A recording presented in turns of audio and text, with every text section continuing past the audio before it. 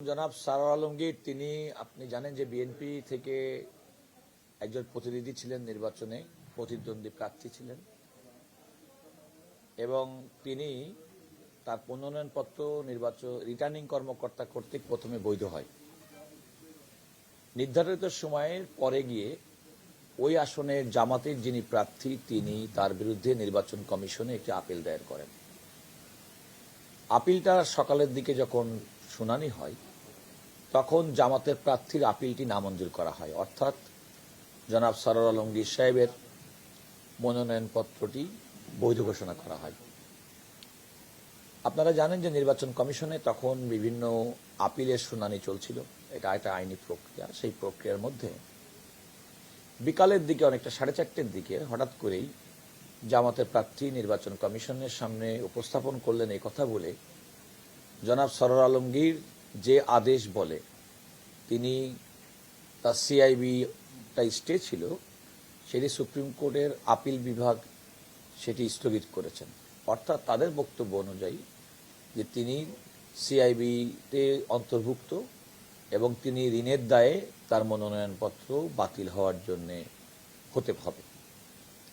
নির্বাচন কমিশন যদিও একই দিন প্রথমার্ধে তার মনোনয়নপত্র বৈধ ঘোষণা করেছিলেন, কিন্তু বিকাল 4:30টার দিকে তার মনোনয়নপত্র অবৈধ ঘোষণা করেন। জনাব সারোয়ার আলমগীর স্বাভাবিকভাবেই ক্ষুব্ধ হয়ে হাইকোর্ট বিভাগে আসেন, হাইকোর্টে রিট ফাইল করেন এবং রিটে অন্তর্বর্তীকালীন আদেশে সুপ্রিম কোর্টের হাইকোর্ট বিভাগ তাকে নির্বাচনে প্রার্থী হওয়ার জন্য অনুমতি দেন এবং তাকে প্রতীক বরাদ্দ দেওয়ার জন্য বলেন। এই প্রতীক বরাদ্দের পরিপ্রেক্ষিতে জনাব সারোয়ার আলমগীর সাহেব তিনি নির্বাচনে প্রতীক দিয়ে নির্বাচনে প্রার্থী যখন করছিলেন, হাইকোর্টের এই আদেশের বিরুদ্ধে জামাতের প্রার্থী তিনি সুপ্রিম কোর্টের আপিল বিভাগে যান। আমি বলছি এই প্রক্রিয়াটা হচ্ছে নির্বাচন পূর্ব অবস্থা।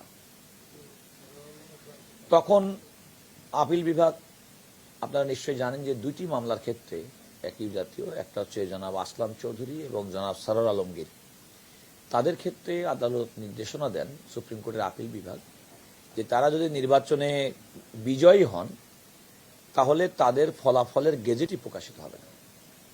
সেই হিসেবে কিন্তু জনাব আসলাম চৌধুরী এবং সারোয়ার আলমগীর সাহেবের গেজেটটি কিন্তু ইতিপূর্বে প্রকাশিত হয়নি। এখন নির্বাচনের পরে সুপ্রিম কোর্টের আপিল বিভাগের পূর্ণাঙ্গ বেঞ্চ শুনানিতে যেহেতু হাইকোর্টের রুলটি পেন্ডিং ছিল এবং অনিষ্পন্ন অবস্থায় ছিল, আপিল বিভাগ হাইকোর্ট বিভাগকে নির্দেশনা দিয়েছিলেন যে আপনারা যে রুলটি পূর্বে ইস্যু করেছিলেন এবং যে রুলের অন্তর্বর্তীকালীন আদেশ বলে জনাব সারোয়ার আলমগীর সাহেবকে নির্বাচনে প্রার্থী হওয়ার জন্য অনুমতি দিয়েছিলেন, সেটি চূড়ান্ত নিষ্পত্তি করা হবে। আপনারা জানেন যে সুপ্রিম কোর্টের হাইকোর্ট বিভাগ সেটি চূড়ান্ত নিষ্পত্তি করেছেন এবং জনাব সারোয়ার আলমগীর সাহেবের পক্ষে রায় প্রদান করেছেন।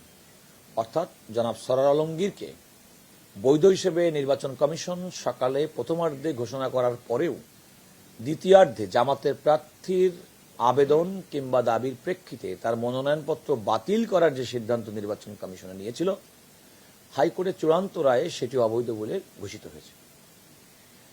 রায়টি হওয়ার সঙ্গে সঙ্গে নির্বাচন কমিশন রায়ের সম্পর্কে জানার পরে তারা গেজেট প্রকাশ করেছেন এবং তিনি তাকে শপথের ব্যবস্থা করেছেন।